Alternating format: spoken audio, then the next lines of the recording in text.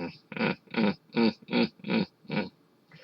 Welcome to Drawing Skulls Part 2. So recently I'm pretty obsessed about inking, and I would really want to get good, right? So I've been doing a lot of ink studies of skulls. Go figure, right? Skulls. So I'd like to share my efforts today with you, and hopefully you could learn something from my horrible artwork so you could do better than me, right? That's the point of this. And also me myself too. Hopefully next time I can do better than me today. So for future me and all of you guys, let's see what can we learn from my work today. So this is the setup for today. It's just one value 100% ink with a number 6 Asian size brush. So this is around 2 to 3, number 2 to 3 if it's in Western size.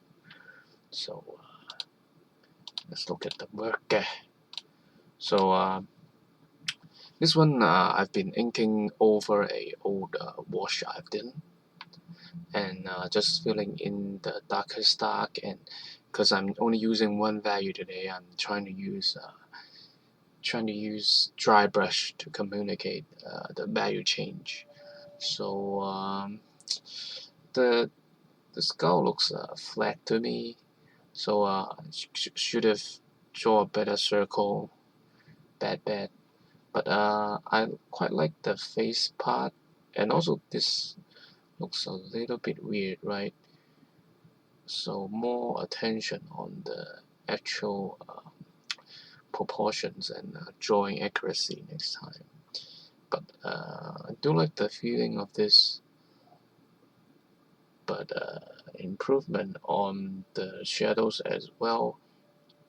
Not communicating as good as I want, and the jaw's a little big also. Yeah. Number 2. So I did this. The last one I've done with reference, looking at reference. So I've been practicing not to use reference, right? So this one is the first one. I do it from imagination.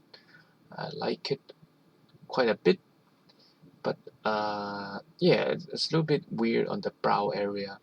So I'll try to communicate better instead of just using this line to communicate the form change.